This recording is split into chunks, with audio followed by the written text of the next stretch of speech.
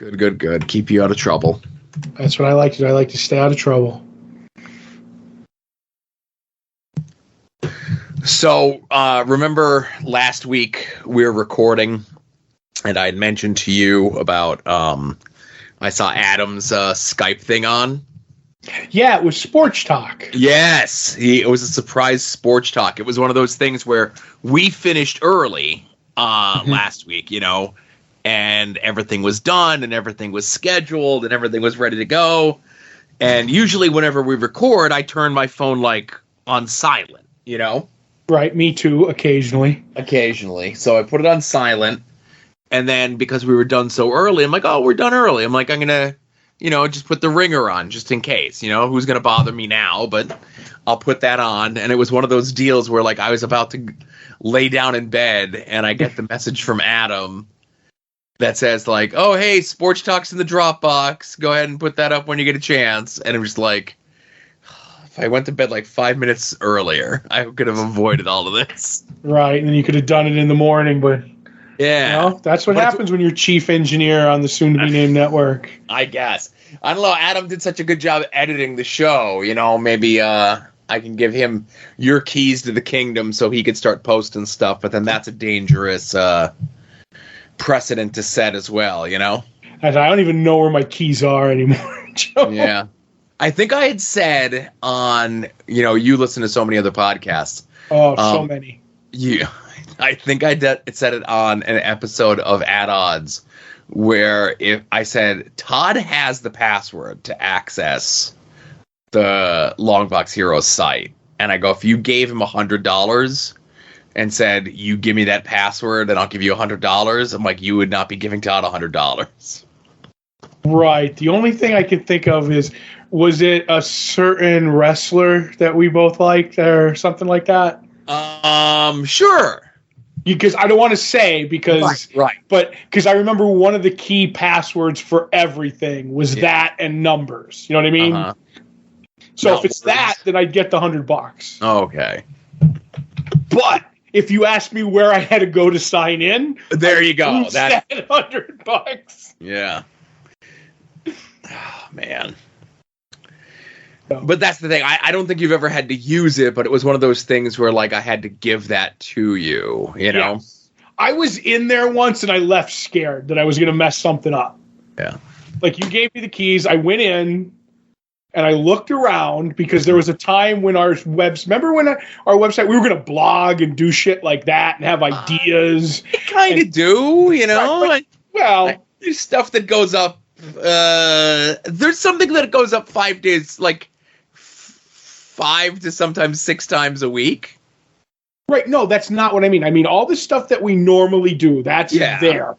But I remember that there was going to be other stuff. Because at one time there was where I was writing about meeting the various doctors over time and the pictures that I got. Right. And then there was other stuff. We had ideas of when the previews came out.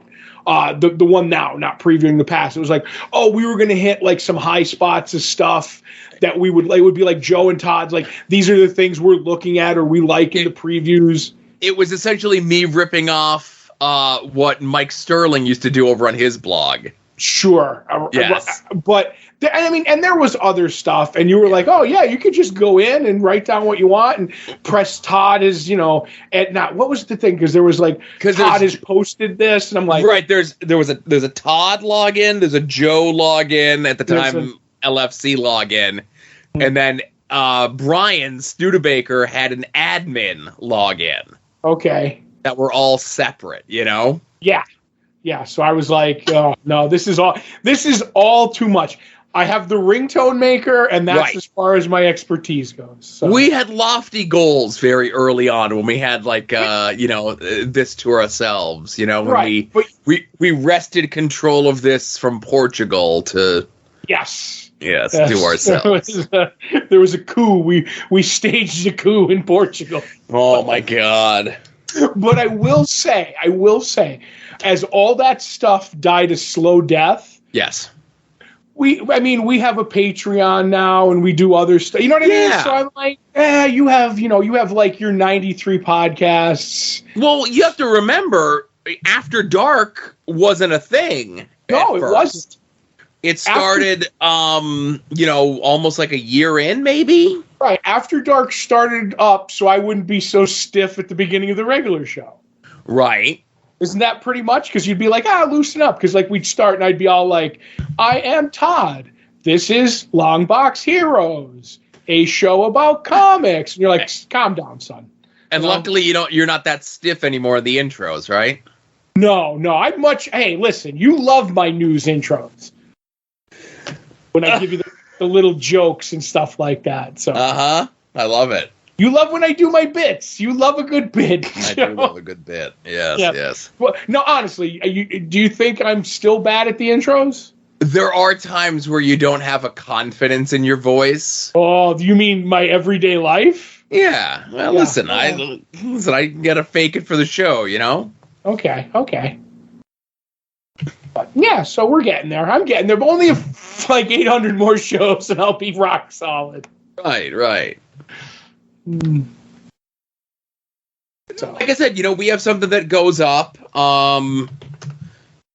Like at least like during the week. We got the 2 shows. We got the pull post. We have the have issues thing. I guess you can count, at odds as part of that. And then whenever I do the Rob thing, Oh yeah, keep that up, please. So, I'm going to ask you. Okay. Everything's okay. Right. Do you want to talk about it on the air? We could. You know more about it than I do. You understand it better than I do. So by we talking about it, do you have a mouse in your pocket? Because I do. No, you can explain it, and I'll just bounce, stuff off you. So it's been like a double-edged sword. Like I'm sitting on part 2 of Robservations talking about Barry Windsor Smith, right? Okay. That came out came out a week ago, because he does Tuesdays and Fridays, the Rob. And then the last 2 episodes that he did was Best Batman Artists. Right. And today, as we record Tuesday's episode, was about like barefoot heroes, like your Kazar types and stuff, right? Okay, yeah. His favorite kind to draw, but anyway. Sure, right. The irony there is not lost on me. Mm-hmm. So I'm like, there's not a lot of meat on the bone of those 2. But then I saw like, are you aware of the parody Rob Liefeld account?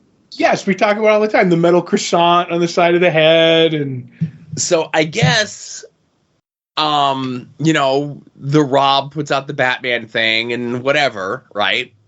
Mm-hmm. Talks about his favorite Batman artist, and it's subjective, right? And a bunch of people in the comments are like, Jim Lee does good Batman, right? Here he goes. Todd McFarlane does good Batman, right? You mean lazy Todd McFarlane? Oh my God. So the Jim Lee stuff he just ignores. But the Todd, it's like he just buries Todd for being lazy. All he wants to do is ink. I don't even consider him an artist anymore. And I'm like, I doubt any of that's in the show. It's all in the comments on his Facebook page, right? So I'm like, I'm skipping those 2 episodes. We're going to get to the part 2 of the Barry Windsor Smith one eventually, right? Mm-hmm. So Robservations comes back. And we talked about on the main show about how he had a falling out with his original podcast guy like October. Then he put everything over on a new feed, but he has like a URL redirect for like podcast.robliefeld.com that still redirects to the old feed, not the new feed. And then if you go to like iTunes or any podcatcher, you go to those things and it says like, oh, visit this show's website. And you click, and it takes you to podcast.robliefeld.com, which is the old feed. So it's just, like, confusing, right? Mm-hmm. So I put an explanation of this in the write-up for the first Robservations back. And whenever I would do the episodes of Robservations, I would always do, like, a clickable link to, like, hey, go get the episode we're talking about here, right? But because there's this issue with him having a redirect URL that directs to a feed that hasn't been updated in like 3 months. I just kind of put an explanation of that in there, and I gave you the URL click to get to the actual episode I'm talking about, and then I just wrote what the name of the link was. I didn't like have it as an active link, right? Right. Okay. So I write it up, post the thing. Observations are back, whatever, right? So the next morning I wake up and I have an email from the Amazon affiliates program. Uh-oh. Saying it's last Tuesday morning, right? And this is like while I have all that other shit that was going on that day with like my router not working and having to go run to Service Electric to go pick up a new one, and then that one's not working, and then they have to send a tech out to my house, and then they have to like change the connectors outside of my house because they're corroded. So on top of all of that, right, I get the thing from Amazon affiliate about that post, essentially saying that our Amazon affiliate stuff is in danger of being suspended because of that post, right? Thank you, the Rob, but go ahead. So because I put that URL link in there as a non-clickable link, something in the Amazon algorithm picked it up as though I was attempting to unknowingly redirect people to a different site to somehow do something with our Amazon affiliate thing. Okay. Right. So they're like, reply to this, click this link, reply to this email, make sure that you put this code in this email. Okay. So I go and I look at before I pull that up and I'm getting ready to like fill out the little form for it. And I pull up the post and I see that that's the thing that's wrong with the post, that it has that unclickable website address. So I take that out. I just remove that completely. I amend the post. I save it, so on and so forth. So I reply to the email, and I'm like, hey, here's this. I understand what was wrong. I fixed it. And here's all the other stuff that you requested, right? And then you reply. It's like, hey, we'll get back in touch with you within like 1 to 2 business days, okay? So while I'm waiting for that, I see like the Amazon affiliate chat help thing is active. So I'm like, okay, well, let me go talk to the chat person. Okay. So I talk to the chat person, and they're just essentially asking me all the questions that was already asked in the email that I already sent the email off for. And then she asks me, or the person, whatever, asks me, do I send the affiliate link out to people in direct messages or any other messaging programs? No, I don't. It's just the URL there, and it's the body of this. And they're like, can you confirm the name of the account? It's this. Can you affirm the tax ID? It's this.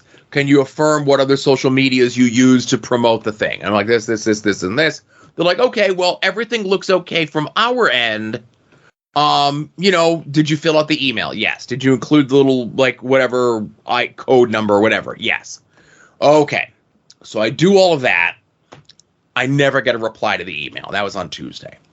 So right. Friday, still nothing, and still on our Amazon affiliate page, it has a thing that pops up that says our account is in danger of being terminated, right? Right. So on Friday, I send another email through their request saying like, hey, I spoke to your chat person on Tuesday. Here's my whatever that I spoke to them. Here's the email that I sent on Tuesday to you guys. I still haven't gotten a response that everything's okay. And when I go into my account, it still has the important thing that your account is at risk, right? Now, bear in mind, we're still getting all click-throughs through this, right? Okay.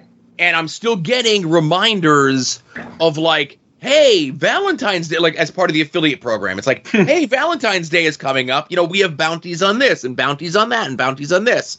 Okay. So nothing. And then today, Tuesday, as I get up, I go into the account and the thing is still up. Your account is still at risk, right? Right. And it's like, check your email, check your spam folder, and I've done all of this, right? Right. No reply, no nothing. But it's still making us money, right? Right. So I don't know what to think. Everything seems to be okay.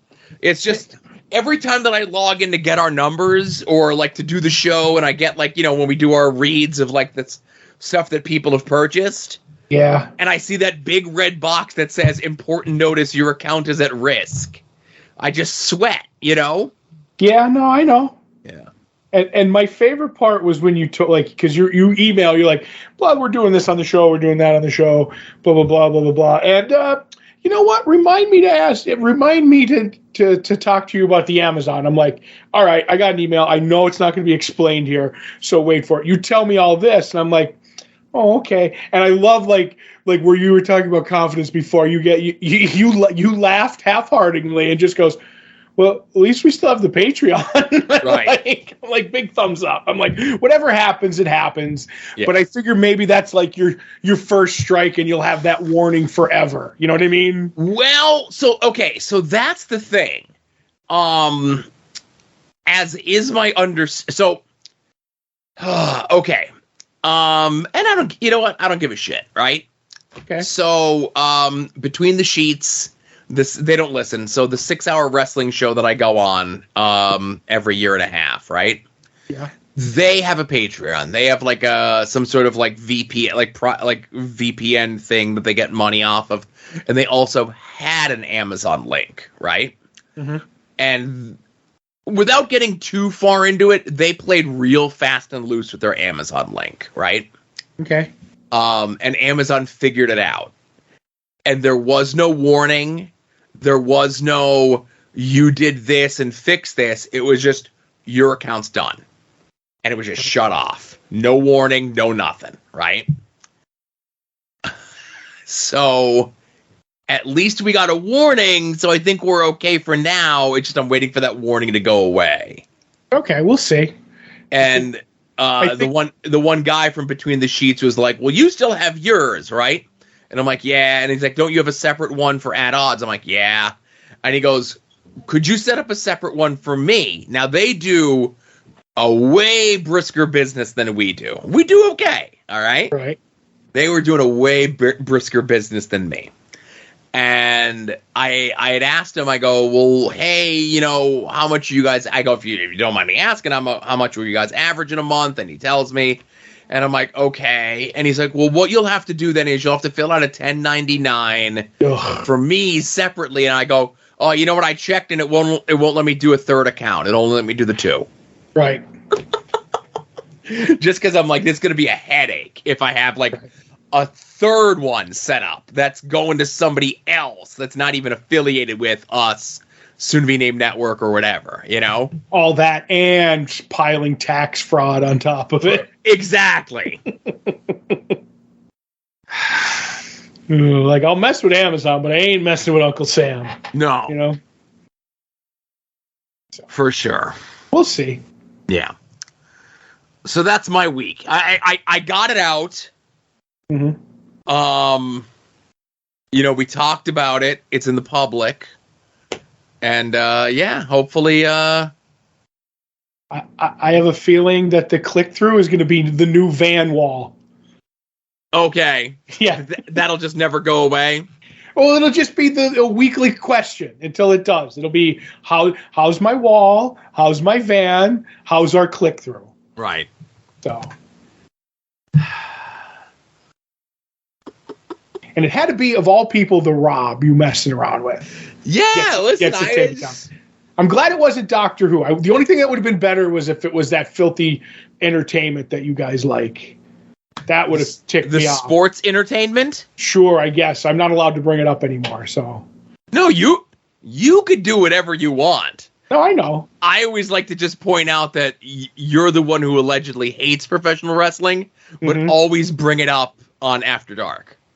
No, it just happens to be an analogy I need to use. That's all. Like the analogy last week where you're like, so Michelle has to watch the Royal Rumbles. And I'm like, it was just a blatant remark. That wasn't an analogy at all. It was. No, it was. That's not how it started. Something went wrong, and I said, and I remember this. I said, it's kind of the way, and I forget what you were picking on. And I said, it's kind of the way that when they try to do a bit with the Royal Rumble with their feet not touching the ground, sometimes it gets fucked up. Oh, there you go. That's what it was. That's what it was. So I was using it as an analogy. And then I said, DJ was at the shop today talking that Michelle has to watch the Royal Rumble. There you go. See, I don't know. I know what I did. Don't you worry. Right. You brought it up twice in a row. That's what it was. Right. That, and I got money on the Rumble this year. So that was the other thing. Obviously now you have to send your money to Adam. I'll mention it on here. Go look up the At Odds wrestling Twitter. If you want to go into the Rumble pool, it's let's say it's $10 and it gets you an entry into the men's, one entry in the men's and one entry into the women's, right? Right. I think there's a few spots left. But you have to record your show by then, so they might all be gone. They might all be gone. But Patreon people are getting a jump on this, you know? If you have that disease that makes you a lot of money called gambling, yeah, go ahead and throw us $10, and by us I mean Adam. Yeah. And we're gonna do the picks live on At Odds the 26th, which would be like 2 days before the Rumble, because the Rumble's on Saturday this year. And even if you don't watch World Wrestling Entertainment, it's a way to add a little spice and make you care about whatever in the world of professional wrestling. But over the summer this past year, they did a gimmick with PayPal. If you have a business account for PayPal, right? Mm-hmm. And because I have the PayPal hooked up to the TeePublic store, I have it hooked up as if you purchase our shirts and stuff through the whatever, the Patreon's hooked up to the PayPal. Right. My PayPal had to become a business account, right? Which for years was no problem. Right. But when did PayPal become a business, Joe? Over the summer. There you go. So, if I send you, Todd, or somebody else money, no fee. But because I'm a business account, people can no longer send me goods and services without getting knocked a fee. Right. So you can't take friends and family anymore. I can't take friends and family anymore because the podcast thing is a business account. I'm sure there's a way to change it from being a business account back to being a private account. But then I'm worried that that's going to screw up the TeePublic, the Patreon, and all the other stuff that's attached to it. So Adam and I were playing with it before we started recording just to double check. So he's just Adam's handling the money this year. So yeah, because I went over his house to play Risk with a couple of people. Regular Risk? No, through a video game, but Risk. Oh. And they were talking, and Dave Holden was there, who goes to the wrestling, and he asked me if you want. I said, throw me in for it. So we ended up having to, so we just PayPal'd him while we were sitting in the living room, and I got the thing of how, friends and family versus goods and services because you're a business. I say just open a second account in April's name. That's what I was thinking this morning. And it's really you, don't even give her the keys to that, and just... It's in her, how often does she PayPal, Never. She never pays. That second one, that's your friends and family one. But you know what? That's gonna...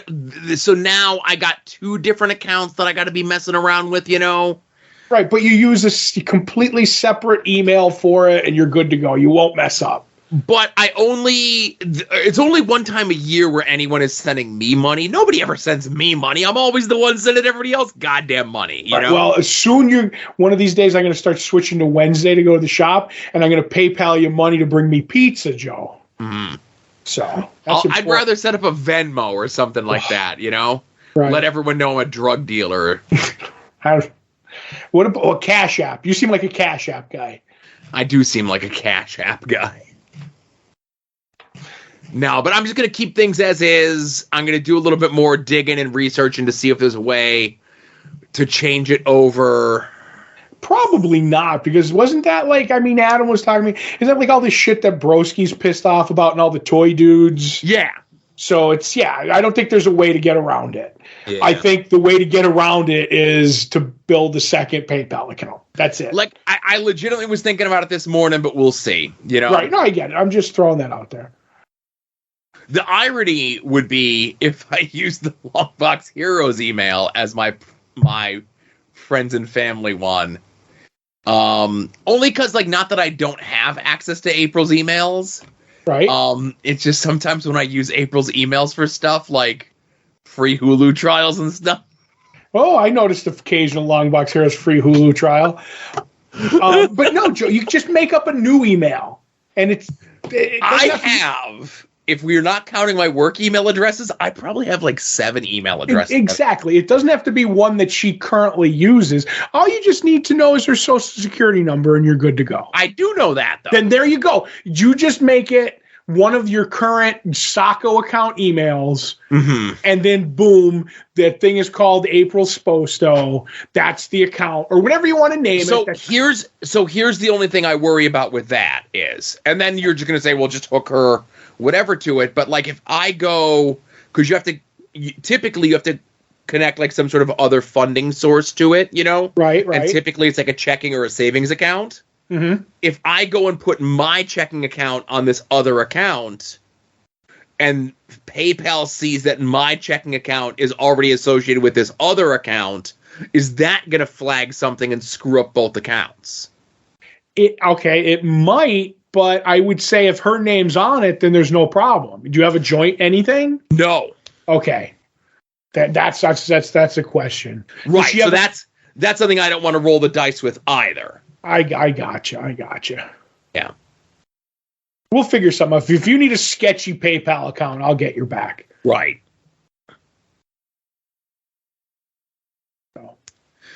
So, and we'll just close things up with, were you happy with the outcome of the football games this weekend?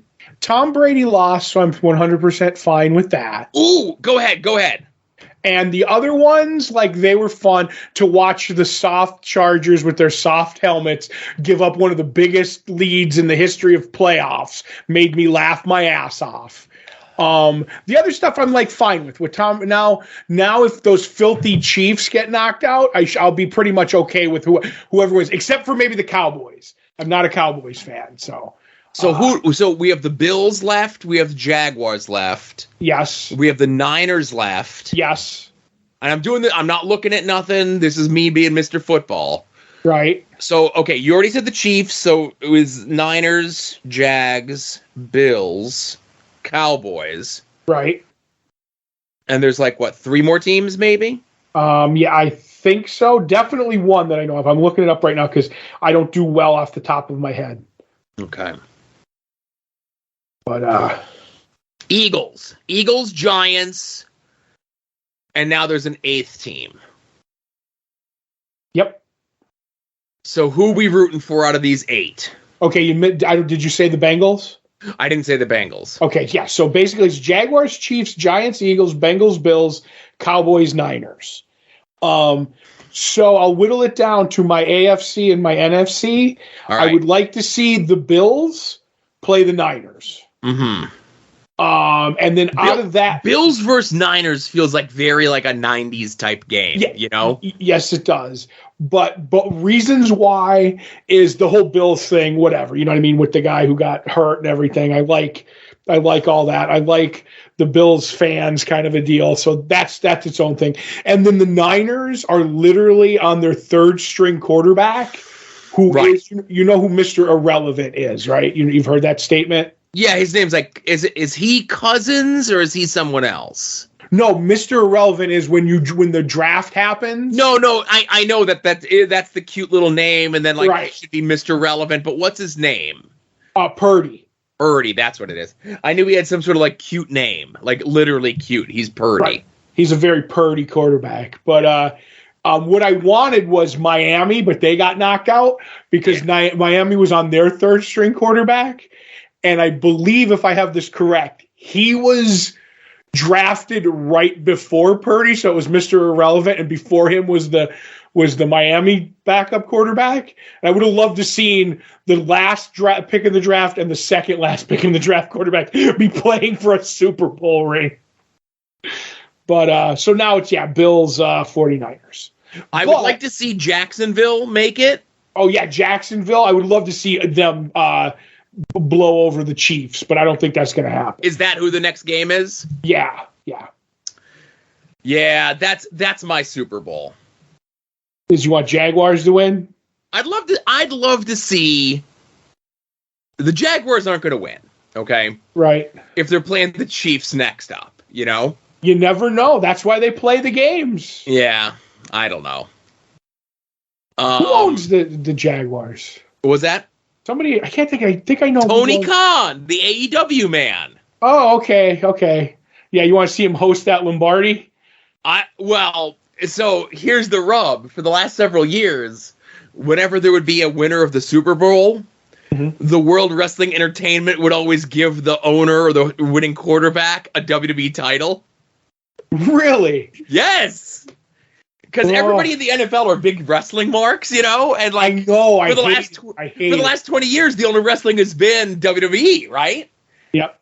It's not like somebody who's playing. It's like, oh man, I wish Bill Watts would give me a replica Mid-South TV medallion or something. You know, it's WWE, right? Ric Flair, Triple H, The Rock, Stone Cold, that sort of thing.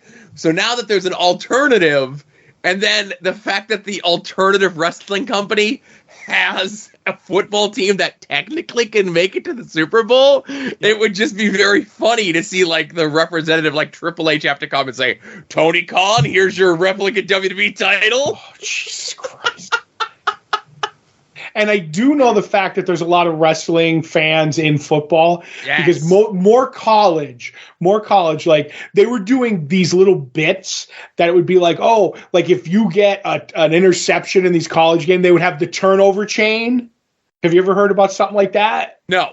Well, it's like, okay, just say it's the whatever team. It would be the logo on a big, like super big medallion with a big thick chain, and that would be like if you got the turnover, you run off the field after the turnover and you get to wear the turnover chain. That was like a big thing, right? Well, then everybody started adapting that, and they didn't want to be like the same thing. But one of them that became popular was fucking wrestling belts. Yeah, and I was like, stop it, get it out of here.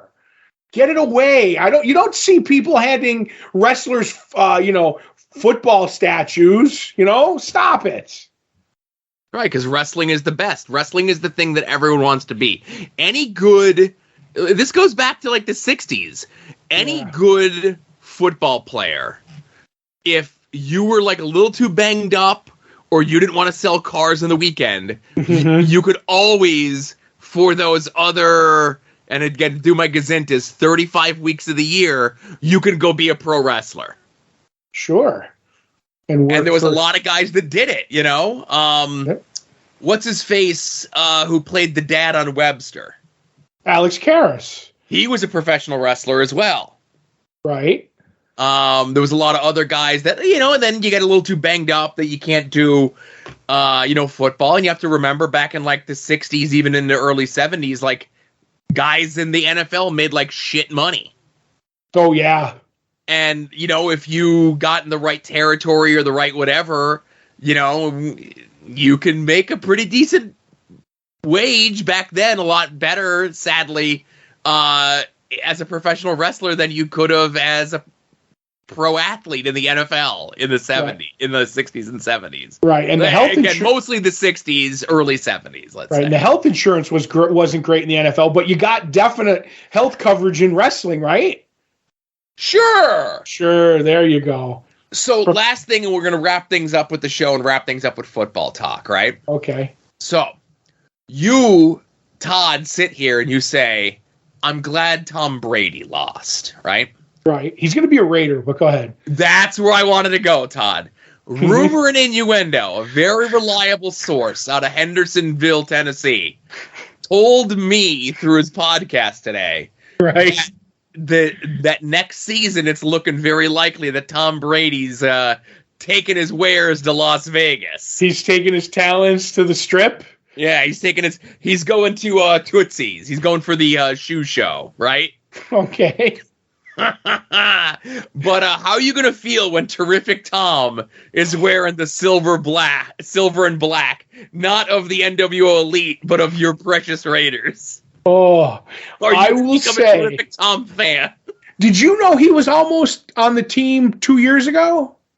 No. Right. Okay. So when he went to Tampa Bay, or maybe it was during the time, or maybe it was the time he retired and then came back. I forget which one. the timeline screws it up. But he wanted to go play for the Raiders. And before John Gruden's emails got leaked, to like wipe the taste of Dan Snyder out of everybody's mouth, the owner of the Washington football team. I almost said the other name of the team. Oh boy. Gruden was in charge, and Gruden was like, "There's no way I'm taking him. There's no way. I have $100 million 10-year guaranteed contract. This is the guy that I hate. It's not happening." I don't have that like definite that he's the guy I hate, but he's like, I'm not taking him. But I do believe that he hated him for back in the day. And that got busted, and he ended up in Tampa, and he ended up winning the Super Bowl. So do I believe he's going to end up on the Las Vegas Raiders? One, I believe after watching him play this week, his arm is like just about dead. And he's almost washed. So yes, he's going to be a Raider. That's the Raiders' MO. That's what they do. They get the people past their prime. When that happens, I will hate it, and he will win us the Super Bowl, and I will say he's the best quarterback in the history of football. And if he goes into Canton, he has to go in as a Raider, not a Patriot or a Buccaneer. I'm excited for the back pedal. Oh, I could backpedal like Deion Sanders, man. It's not gonna be hard. I always said, and this is gonna get me in trouble. I said, things I would have done if Mike Vick, when he got out of jail and could have won us the Super Bowl. Oh, no. I would have been like, I would have turned my back. I would have been like, as long as you win us the Super Bowl. I'm 100% one of those people that within like a realm of like, Ray Rice, you don't get to do that kind of stuff. But like, you can be a little sketchy and win me a Super Bowl and I'll be okay. I'll forget about things. All right. I think that's a perfect way to end the show, with Todd incriminating himself with other people's crimes. Yep. So that was Longbox Heroes After Dark 427. New Patreon show this weekend, whether you're at the $1 level or the $5 level. Having freshly just watched or rewatched the Roger Corman Fantastic Four, I am ready for it. Yep. I'm ready for this discussion. And then, of course, previewing the past January 1993 will be up for everybody else. And, Amazon affiliate link, question mark. Fingers crossed. Fingers crossed. But thanks for listening, everybody. We'll see y'all here next week. You're listening to the soon-to-be-named network, the Lamborghini of podcast networks.